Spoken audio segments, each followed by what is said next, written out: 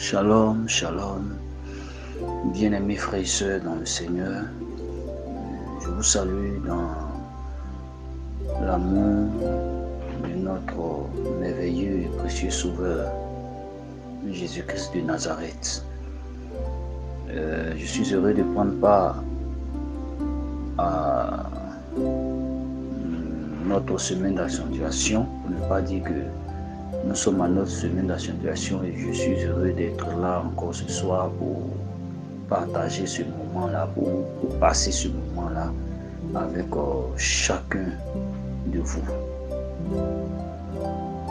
Ce soir encore, Dieu nous offre la grâce d'être dans sa présence et de nous approcher de lui et de bénéficier de l'écoute de sa parole. Alors ce soir, nous allons encore poursuivre notre moment qui a débuté depuis quelques jours. Et ce soir, nous allons prêter notre attention à ce que le Seigneur voudrait bien nous faire savoir, à la pensée de Dieu, à la parole de Dieu qui est la vie, qui nous restaure, la parole de Dieu qui nous guérit, la parole de Dieu qui renouvelle nos forces. Ce soir, nous allons prier pour recommander ce temps, cet instant-là entre les mains du Seigneur. Père, je te rends grâce, nous te rendons grâce, Seigneur, et nous te bénissons par ma voix. Merci Seigneur pour ce moment, pour ce temps que tu offres au éternel Dieu, éternel roi des gloires, Seigneur des seigneurs, Père, en passer dans ta présence. Éternel Dieu Tout-Puissant, sois le Maître, bénis ces instants. Je te prie de bénir le canal que tu voudrais utiliser, qui est ma personne. Fais-nous du bien, enseigne-nous au travers de ce canal que tu voudrais utiliser. Fais-nous du bien, Seigneur. Parle à nos cœurs. Je te recommande le cœur de tes enfants.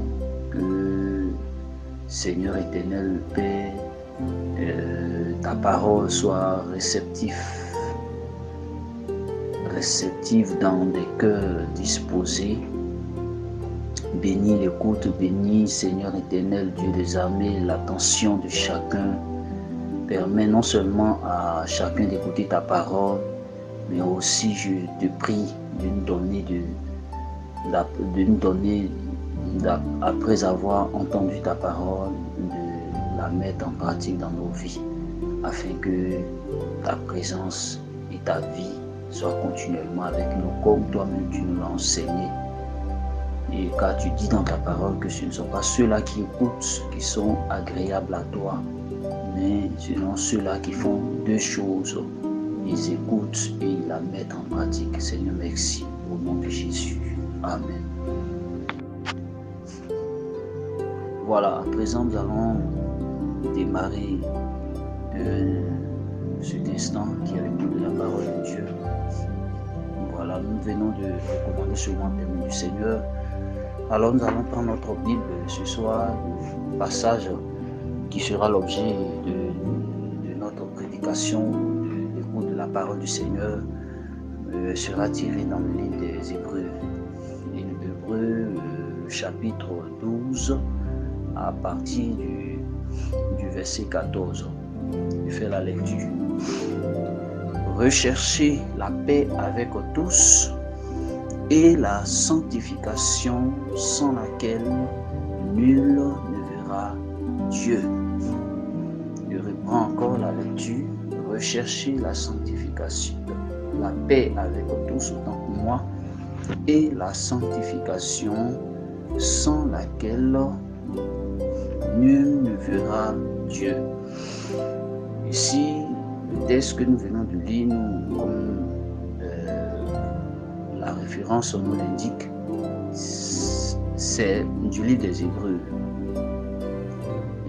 qui est un livre qui a été écrit en son temps pour encourager ceux qui ont cru dans le Seigneur Jésus, les chrétiens, les frères, les bien-aimés qui ont accepté Jésus-Christ et qui vivent ou qui font chemin avec lui, pour les encourager, les motiver dans le marche ou pour les emmener à réussir leur vie chrétienne. Dans le verset que nous venons de lire, l'auteur alors incite les bien-aimés à réussir leur marche à travers deux éléments. À travers deux éléments qui tournent autour d'un enjeu. Ces éléments qu'il évoque sont la paix avec tous et la sanctification. Et l'enjeu en question est que cela permettra alors de voir Dieu. De voir Dieu. L'auteur dit de rechercher la paix et la sanctification sans laquelle nul ne verra Dieu. Et bien-aimés frères et sœurs, au travers de ce passage, il y a un élément très important qui n'est pas aussi visible dans un premier instant lorsque nous faisons la lecture de ce passage.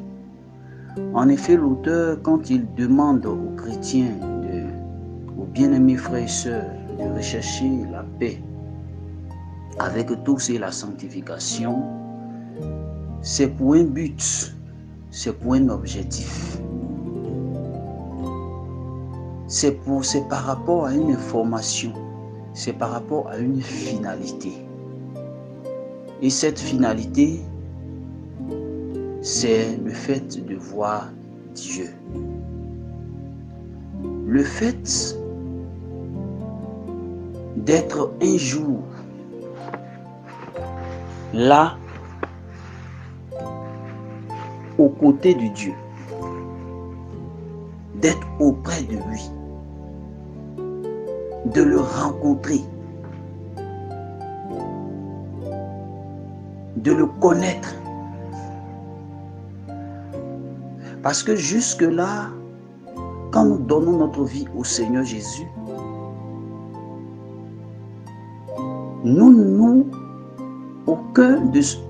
aucun commun de mortel, lorsqu'il a cru en Jésus-Christ, à l'évangile,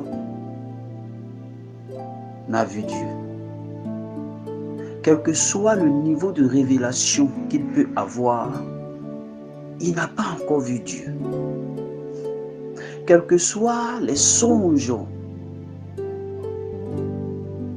qu'on peut qualifier de très authentiques qu'il puisse avoir, il n'a pas encore vu Dieu. Quelle que soit la fluidité des prophéties qu'il puisse rendre, il n'a pas encore vu Dieu. Quel que soit son niveau d'intimité, passer du temps dans la prière. Oh, bien-aimé, c'est vrai, quand on passe du temps dans la prière, on vit des merveilles. Mais ce ne sont que des approches. Parce que quoi que cela soit, ce n'est pas la finalité. On ne l'a pas encore vu. Et à cause du fait que ces choses sont réelles, ces choses sont authentiques, nous devons fournir nos efforts pour voir Dieu. Et c'est ce que l'auteur essaie de faire comprendre aux bien-aimés qui ont choisi d'accepter Jésus-Christ et de vivre pour le Seigneur. nous devons faire tous nos efforts. Nous devons user des moyens qui sont propices alors pour pouvoir voir Dieu. Pour pouvoir voir Dieu. Bien-aimés, tout ce qu'un homme puisse faire, toutes les actions, si vous voyez l'objet, ou du moins c'est l'objectivité, ou le fait d'avoir un objectif est un élément clé qui permet alors de poser des actions qui vont dans le sens de l'objectif. Sinon, sans objectif, si on veut poser des actions sans pour autant avoir un objectif qu'on veut atteindre, un but qu'on veut atteindre, c'est sûr et certain qu'on va s'arrêter en cours de route. On risque de s'arrêter en cours de route. On risque d'être détourné de notre marche. On risque de s'arrêter. On risque de se laisser distraire. On risque de ne pas s'armer de courage et de persévérance pour pouvoir atteindre cet objectif. Ou du moins pour pouvoir garder notre position. Parce que on n'a pas un but. Alors l'élément fondamental qui puisse permettre à un enfant de Dieu de réussir sa marche, c'est ce but qu'il doit avoir. Et c'est ce que l'auteur enseigne. C'est cette pensée que l'auteur a voulu transmettre aux bien-aimés qui ont cru dans le Seigneur. Certainement qu'ils étaient dans une période où, ayant cru dans le Seigneur, comme tout homme qui croit en Jésus-Christ, a le désir d'être sauvé et d'être auprès du Seigneur. Mais ils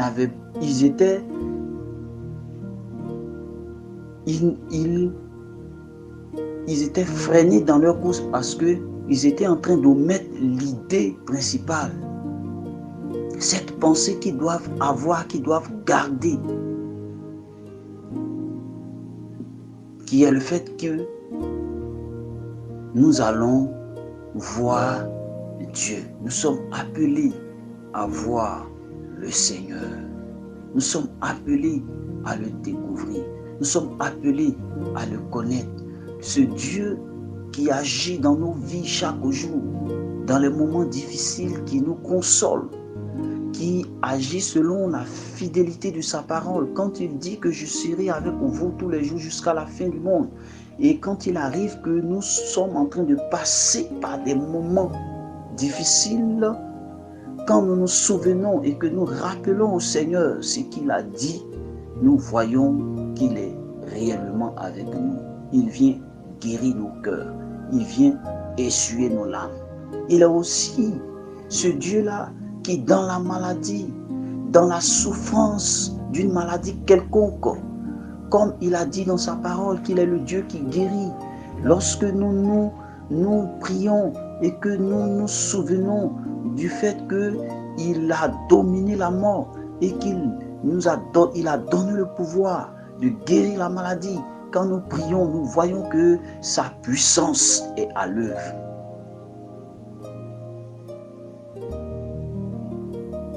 Nous touchons à sa puissance.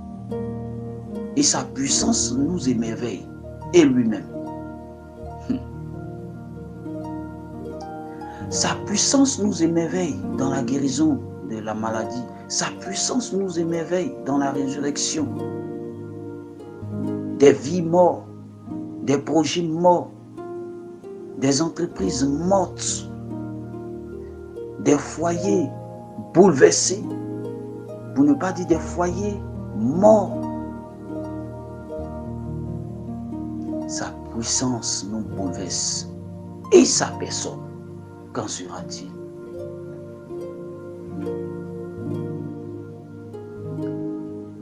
Ainsi,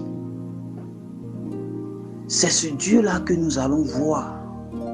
C'est ce Dieu-là que nous sommes appelés à découvrir.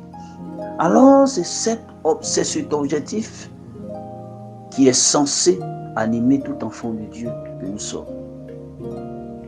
Pour ne pas que nos engagements, nos décisions ne soient freinés d'un moment à l'autre. D'un moment à l'autre. Et c'est ce que l'auteur, mon Seigneur, essayait de faire connaître aux bien-aimés de l'Église primitive. Quand nous parcourons notre passage, nous allons un peu plus haut au verset 1er, il vient encore il essaie encore de montrer l'authenticité de la marche, ou du moins de la finalité. Je fais la lecture. Nous donc aussi, puisque nous sommes environnés d'une si grande nuée de témoins, c'est-à-dire qui par la foi ont témoigné de la vérité, de la fidélité absolue de Dieu. Il y a eu des gens qui ont vécu et qui ont vu Dieu en manifestation, qui ont témoigné, qui sont une preuve que Dieu existe et que nous allons aller à sa rencontre.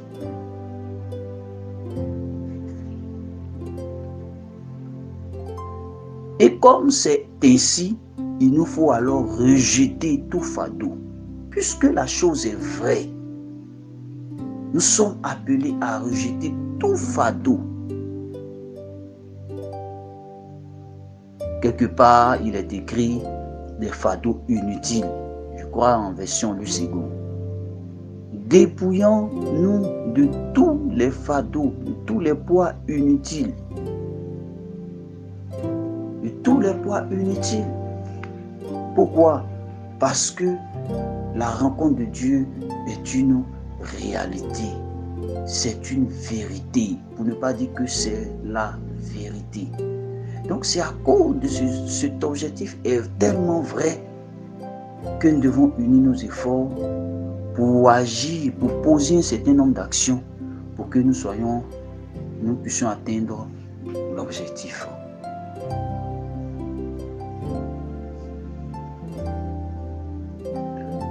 Parce que si la pensée, si l'objectif, si les regards ne sont pas fixés sur l'objectif, c'est sûr et certain que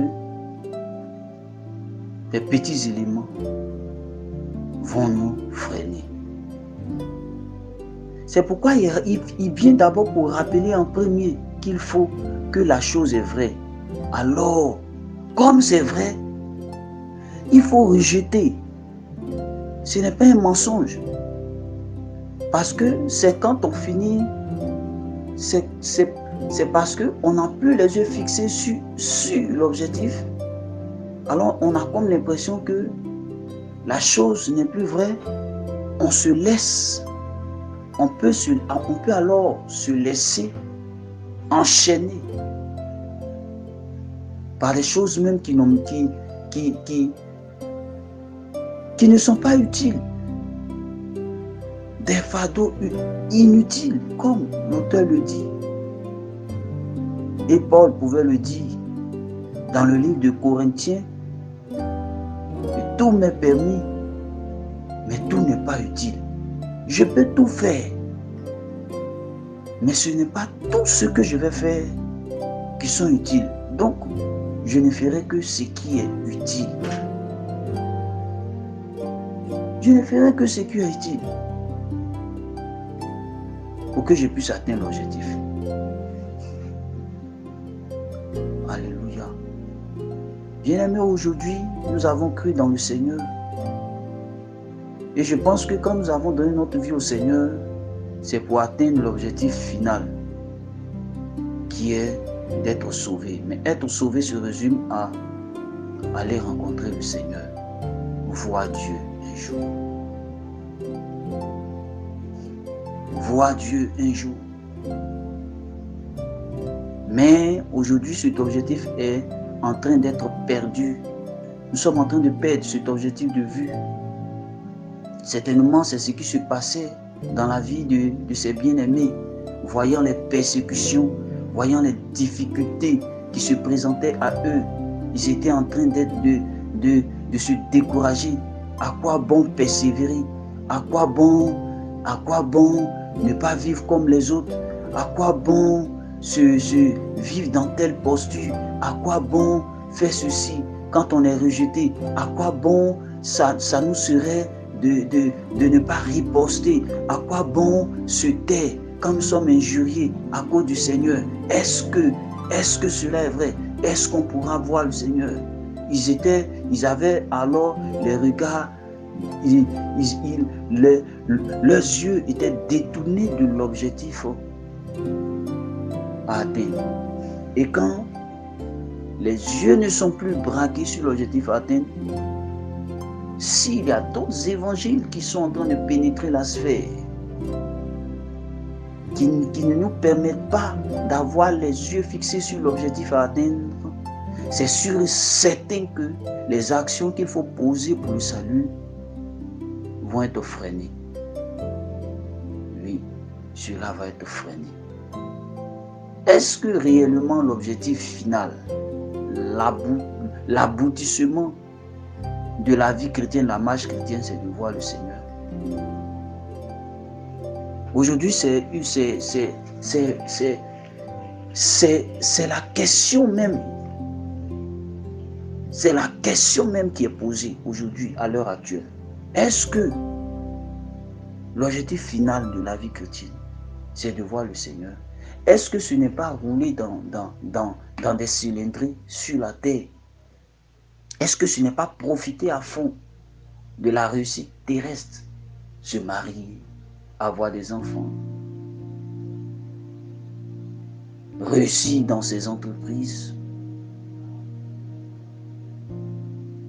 Est-ce que c'est pas ça? En effet, toutes ces choses ne sont pas mauvaises, mais le Seigneur lui-même,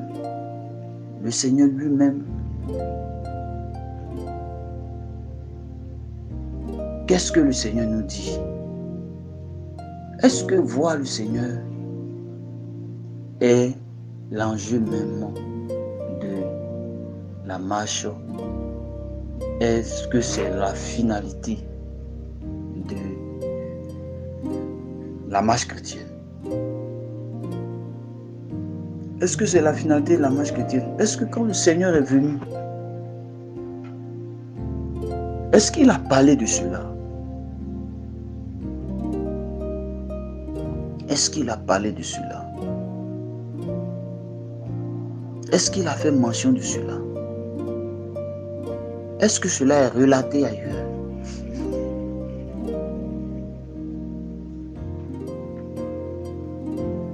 Est-ce que cela est relaté ailleurs, bien-aimés? Nous allons essayer de voir à travers quelques passages.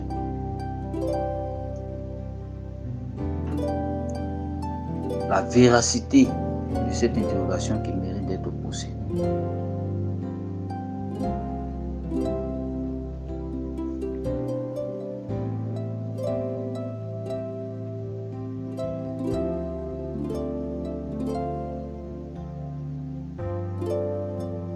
Nous allons prendre notre première thèse.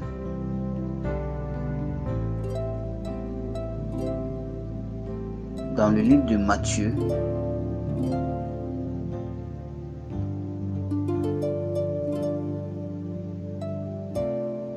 dans le livre de Matthieu,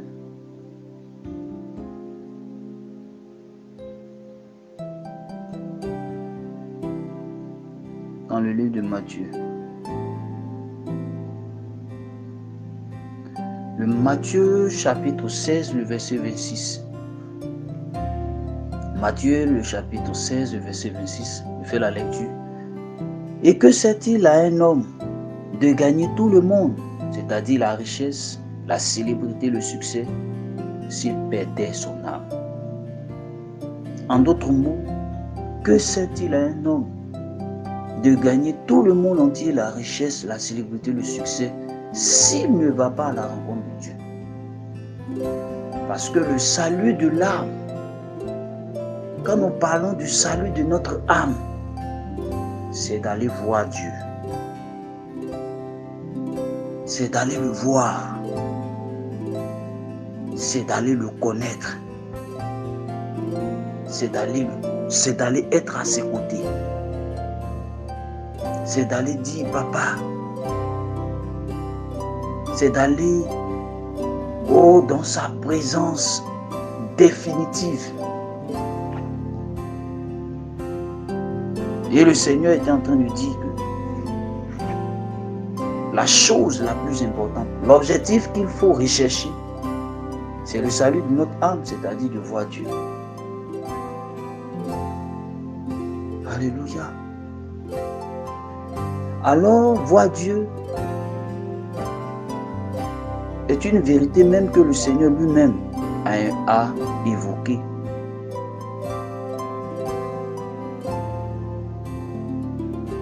Est un objectif que le Seigneur lui-même a évoqué.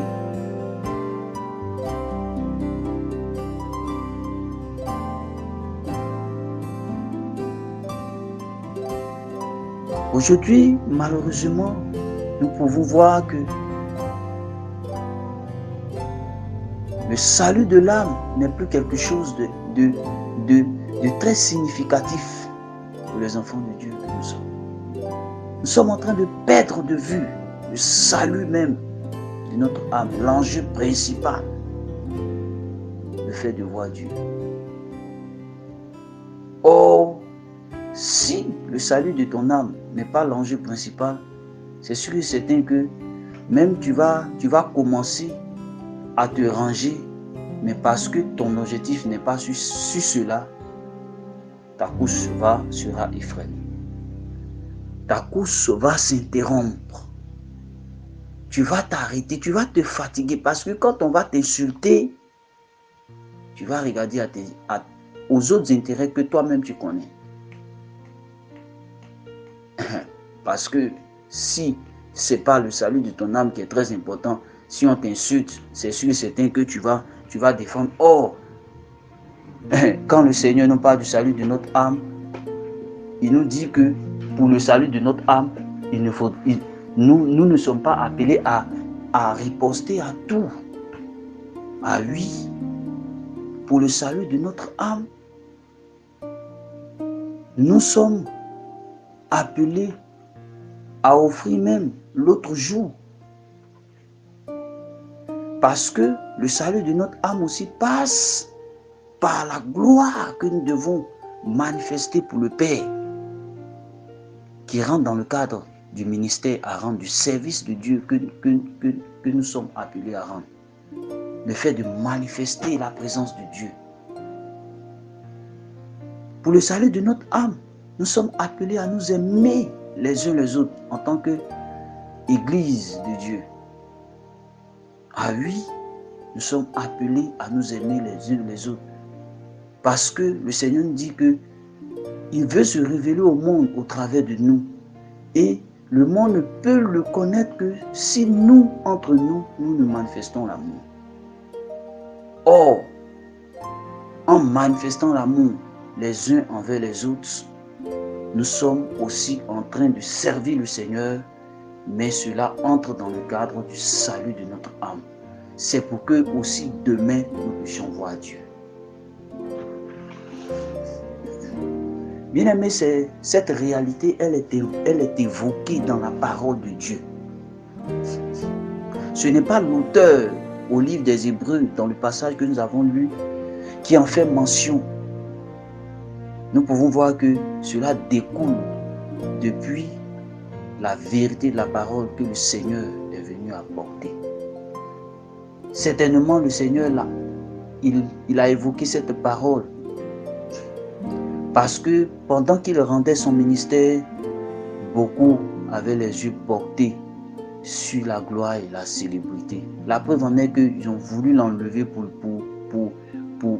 le positionner en tant que roi à cette époque. Il a fallu qu'il s'éclipse dans la foule.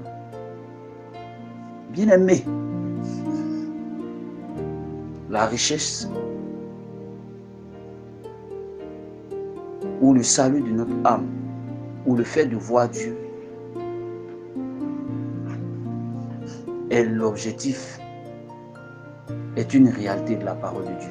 Et c'est vers cet objectif que nous devons nous tourner. C'est sur cet objectif que nos regards doivent être braqués. Parce que sans ça, nous risquons de ne pas réussir notre marche avec le Seigneur. Puisque cet objectif est réel, puisque nous devons avoir les yeux portés sur cet objectif pour réussir notre marche, alors si nous avons les yeux portés sur cet objectif pour réussir notre marche, quelles sont les actions qui accompagnent cet objectif? Parce que pour quelqu'un qui monte une entreprise et qui veut avoir peut-être dans 2 ans 2 milliards comme profit, c'est son objectif, 2 milliards comme profit dans son entreprise. 2 milliards comme profit dans son entreprise. Bon, s'il doit avoir 2 milliards comme profit dans son entreprise,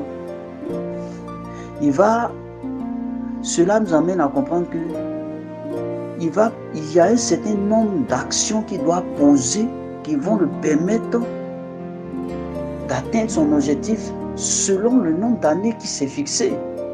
Il dit 2 ans, il faut que j'ai 2 milliards comme profit dans cette entreprise que je suis en train de monter. Et cela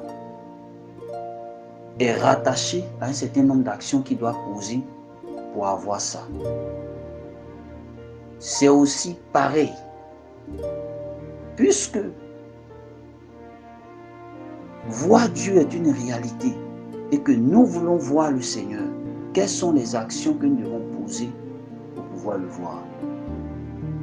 Et ces actions sont évoquées dans le texte que nous avons lu. Nous pouvons le voir à travers ces 2 éléments cités. L'auteur nous fait comprendre que il faut rechercher la paix avec tous. Et après la paix avec tous, il faut alors rechercher la sanctification. 2 choses.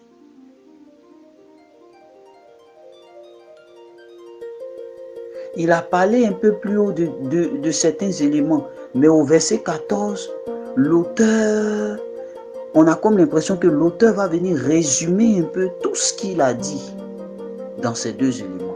Rechercher la paix avec tous et la sanctification. Alléluia. Alléluia. Oui, voici donc les actions qu'il faut poser. Rechercher la paix avec tous et la sanctification. Mais c'est quoi rechercher la paix avec tous? Rechercher la paix avec tous nous renvoie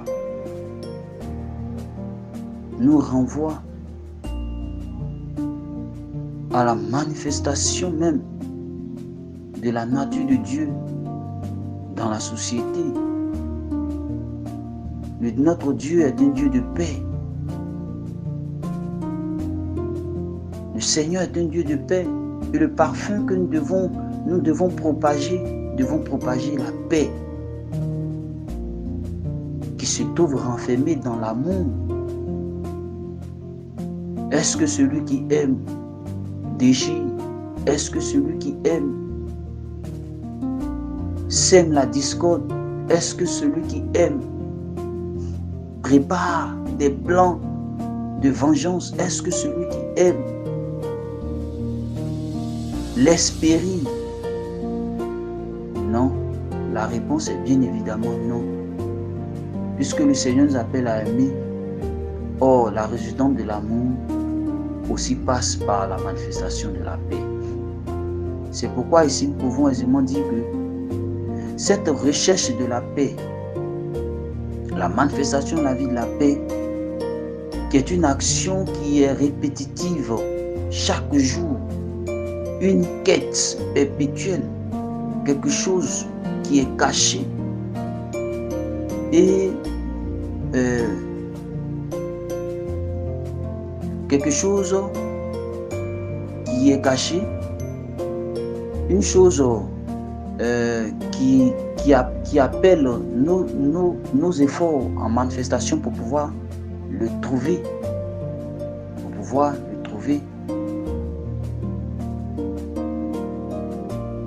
c'est cela, bien-aimé,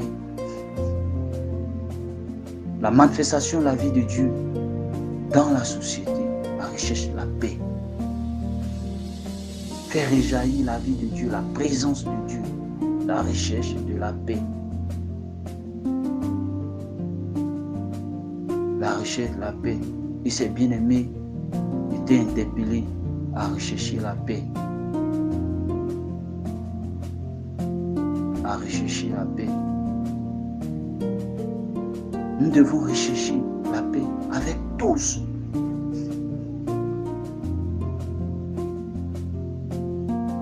Et elle ne peut être réussie que si tu te dis que quand tu es là, tu as commencé à rechercher la paix et que tu viens abandonner, la seule chose qui va te maintenir, qui va faire que tu vas continuer, un jour, je dois voir Dieu.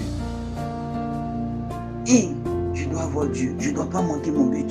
Je suis en train de manquer mon but. Attention. Si je ne suis pas en train de manifester la paix, attention, je suis en train de manquer mon but. Il faut que je continue à rechercher la paix. Et c'est l'objectif qui va chaque fois nous ramener, nous maintenir, nous envoyer à lutter, nous envoyer à renoncer, nous envoyer à quitter le péché. Peut-être que tu as commencé, ou tu vis dans la masturbation, ou tu es tombé dans une vie de mensonge, ou tu es tombé dans une vie d'infidélité, ou tu es tombé dans l'idolâtrie, ou tu es tombé dans l'assoupissement. Tu es en train de te laisser aller, tu n'arrives plus à prier, mais ça ne te dit plus rien. Et tu es là, et la chose est en train de te traîner, est en train de te tirer. Tu es en train de voir ta vie chrétienne, depuis que tu as accepté le Seigneur, cet engouement qui était dans ton cœur est en train d'être refroidi, et tu te laisses entraîner dans ces choses, et tu te laisses aller dans ces choses. Mais tu peux revenir si et seulement si tu remets en action l'objectif que tu dois atteindre. Regarde, ne te laisse pas aller. Reviens à l'objectif. Tu dois voir Dieu. Tu es en train d'oublier l'objectif.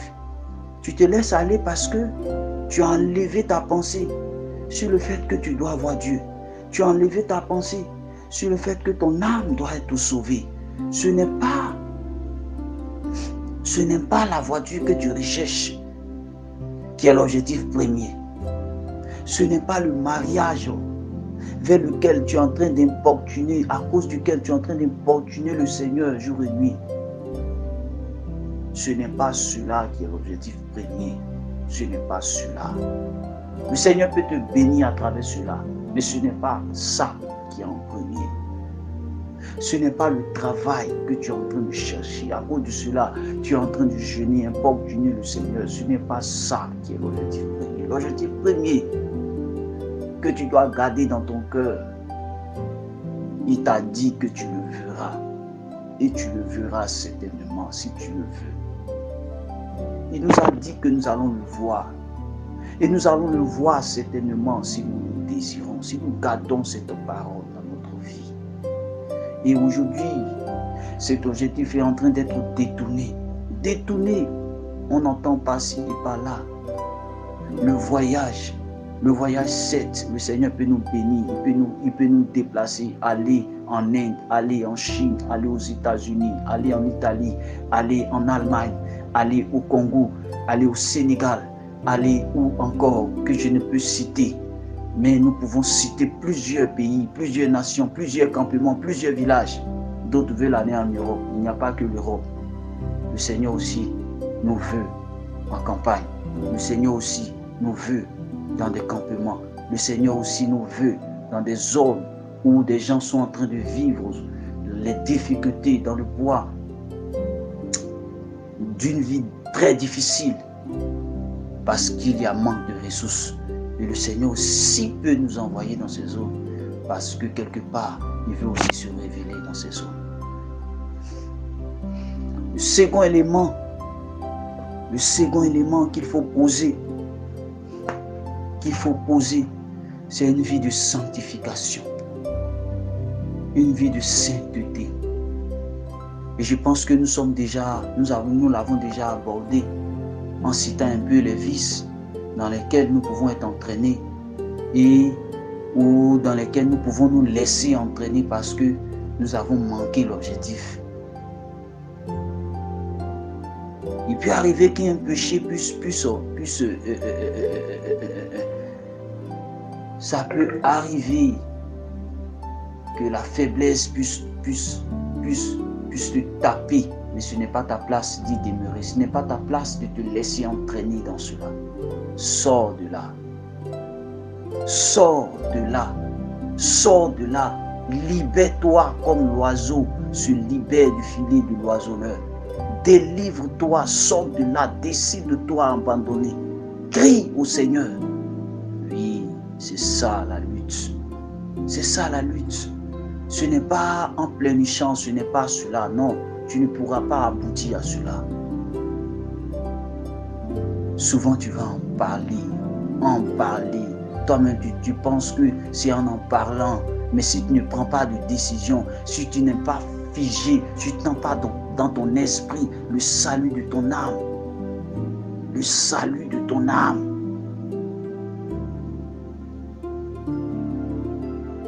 il arrive souvent, tu es en train de pécher. Il y en a qui se sont vus en train de prendre une voie. Il avait commencé, mais au finish, il s'est affaibli. Il a commencé à prendre le chemin pour dire que je vais faire ça. La voix du Saint-Esprit l'a interpellé et la voix du Seigneur finit par rejaillir si fortement pour dire, si tu continues, tu mourras. Tu continues dans cette voie, cette fois-ci, tu mourras. Le Seigneur, comme pour dire que ton salut. La mort, ce n'est pas ici pour t'effrayer, mais c'est une autre façon de te dire que pense au salut de ton âme. Oui, le Seigneur avait dit souvent pour dire, si tu continues dans cette voie, tu mourras. Et ça nous effraie, mais c'est en quelque sorte la voix du Seigneur pour nous dire, pense au salut de ton âme. L'objectif, c'est de me rencontrer. L'objectif, c'est de me voir. Et quand tu te rends compte que c'est là que tout a commencé, tu commences à pleurer. Mais ce ne sont pas les pleurs. Ce ne sont pas les pleurs qui vont arrêter cela. C'est quand tu vas te lever pour te débattre. Quand tu vas te lever pour te débattre, quand tu vas t'engager, tu ne vas plus regarder à quoi que ce soit, mais avoir les yeux fixés sur le Seigneur. Et endurer maintenant. Porter le manteau de la persévérance. Porter le manteau que Jésus-Christ a porté. L'auteur dit que après avoir rejeté les fardeaux inutiles et ne pas permettre à ce que les péchés nous enveloppent si facilement, il faut avoir les regards fixés sur le Seigneur Jésus, le modèle par excellence, qui s'est focalisé sur l'objectif de sa mission et il a réussi sa mission. Il est retourné au Père. On l'a traité de tous les noms. Il n'a pas calculé cela. On lui a dit qu'il était Belzébul. Ce n'était pas le but d'un débat. Ce n'était pas quelque chose qui devait débattre, qui devait prouver. Il n'avait rien à prouver. Bien-aimé, ne rentre pas dans les débats inutiles. Alléluia. Alléluia. Que le Seigneur, il y a un objectif. C'est l'objectif qu'il faut garder. Et derrière cet objectif, voici les actions qu'il faut poser. Et en posant ces actions, nous verrons le Seigneur. Nous suivrons nos âmes. Dieu nous prépare au salut de notre âme. Dieu nous prépare à ce que nous nous maintenons prêts. Parce que sa venue est proche. Voyons un peu comment les prophéties sont en train de s'accomplir. comment les prophéties sont accomplies. On se demande, c'est sur quoi même on va porter nos yeux et puis notre vie chrétienne va marcher. Mais on va mettre nos yeux sur quoi? Celui-là dit ça, celui-là dit ça, celui-là dit ça, celui-là dit ça. Nos yeux seront portés sur quoi? Quelle est la référence pour le salut de notre âme? Que Dieu nous bénisse. Cette référence, nous allons le voir. C'est le salut de notre âme. Alléluia. C'est le salut de notre âme. Et ce soir, si cette parole, si le Seigneur a parlé à ton cœur, tu vas baisser la tête. Nous allons ensemble prier le Seigneur. Et tu vas prendre la résolution. Tu vas prendre la résolution si tu aimes ton âme. Tu vas prendre la résolution à quitter la voie dans laquelle tu te trouves. Tu vas prendre la résolution. S'il faut pleurer, se lamenter, mais décide-toi. Père, notre Dieu, et notre Dieu, notre roi, Seigneur Jésus, ton désir est que nous soyons sauvés. Ton désir est que nous te connaissons, Père.